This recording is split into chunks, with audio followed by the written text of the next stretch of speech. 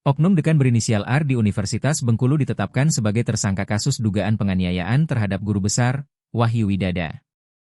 Penetapan tersangka tersebut dibenarkan Kapolsek Muara Bangkahulu AKP Muhammad Taslim saat dikonfirmasi, Minggu, 26 April 2026. Iya benar, R sudah ditetapkan sebagai tersangka, ujar AKP Taslim kepada tribunbengkulu.com. Kapolsek Muara Bangkahulu menjelaskan, status tersangka diberikan setelah penyidik menggelar perkara dan mengumpulkan sejumlah alat bukti. Selain itu, kepolisian juga sempat memfasilitasi mediasi antara pelapor dan terlapor. Namun, upaya damai tersebut tidak membuahkan hasil. Penetapan tersangka dilakukan setelah proses penyelidikan, gelar perkara, dan alat bukti dinilai cukup. Mediasi juga sudah dilakukan, tetapi buntu, jelas Taslim. Bermula dari persoalan BKD. Kasus ini bermula ketika Wahyu Widada mendatangi ruang kerja R di lingkungan kampus untuk mempertanyakan penilaian beban kerja dosen, BKD. Miliknya yang disebut belum dinilai. BKD merupakan kewajiban administratif yang berkaitan dengan tugas dosen, evaluasi kinerja, hingga tunjangan. Menurut keterangan korban, kedatangannya ke ruang dekan dilakukan secara baik-baik untuk meminta kejelasan. Saya hanya ingin menanyakan kenapa BKD saya belum dinilai.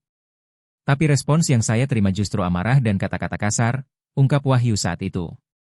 Korban menyebut pembicaraan yang awalnya bertujuan mencari solusi justru berubah tegang. Ia mengaku mendapat penolakan dari terlapor. Dia bilang tidak ada alasan, pokoknya saya tidak mau berurusan sama kamu, kata Wahyu menirukan ucapan terlapor. Setelah itu, R disebut masuk ke kamar mandi di dalam ruang dekan. Sementara korban tetap menunggu dengan harapan persoalan BKD masih bisa dibicarakan.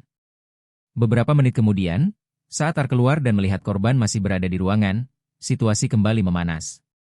Dalam laporannya ke polisi, Wahyu Widada mengaku mendapat perlakuan kasar. Ia menyebut bajunya ditarik dan tubuhnya didorong ke arah pintu.